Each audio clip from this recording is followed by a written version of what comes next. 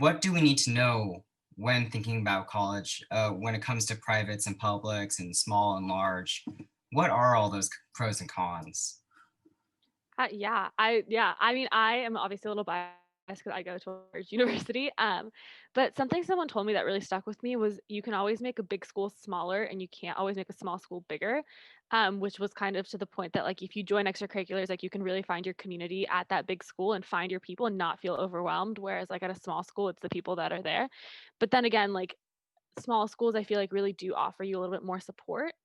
Really kind of what I've figured out is large schools just teach you how to be a lot more independent. Just because there's just the sheer number of students, like guidance counselors aren't going to be sitting there like planning your classes out for you. But that being said, I think it's really like what works for you. And to me personally, I'll just say like I applied to both private schools and public schools, large and small, when I was applying to college. And like kind of once I got in, I kind of reevaluated. And the other thing I'll say about private and public schools, obviously, like I'm just going to point out the obvious is like private schools are usually more expensive, and sometimes people are deterred by that. But don't forget that scholarships are 100% a thing, student loans, financial aid, whatever it might be.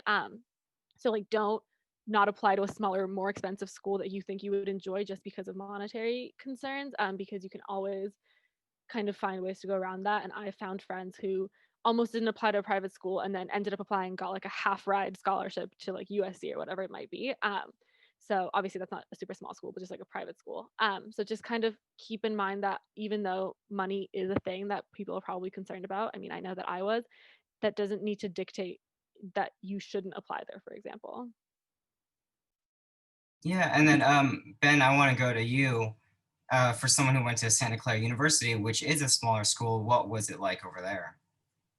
Yeah, we can. I don't want to take too much time, but how I ended up going to Santa Clara was very random. But once I got there, what I really took away from it is in Los Gatos, I was able to have like pretty meaningful relationships with my teachers. Like I still keep in contact, like Mr. Clark, obviously, I still talk to him, and keep, personable conversations, and being able to maintain that relationship is really important to me with the people that I spend a lot of time with. And in Santa Clara, like the biggest class I had was probably 30 people, and I've had classes where there was only 8 people, right? So like that for me personally was very important. Like one of my philosophy professors after class would go out and get a drink or get dinner, right? And like my dynamics professor, like I still hang out with them. Like my physics professor, I was hopped on a call with them the other day.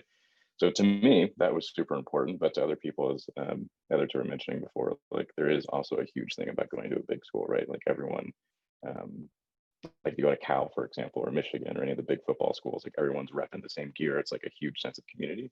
And at Santa Clara, there wasn't really sports, so definitely a different vibe, but that wasn't as important to me. Like I wanted more of the one-on-one relationship with the staff, and that's kind of what I got. But I can get into the other stuff later. I'll add to that too that I think you can still definitely make those relationships at a larger school. It's just a little bit more effort on your part. And I think that's kind of the biggest takeaway I've gotten about a big school is it's more about what you want and like what you put into it because no one's going to reach out to you to like invite you to dinner after classes with a professor, for example. But if you want to like go to office hours or like email a professor, connect with them, whatever, they're still very willing to do that. So I think it's almost like the ease of being able to do those certain things is kind of the thing that's different between those two kinds of universities.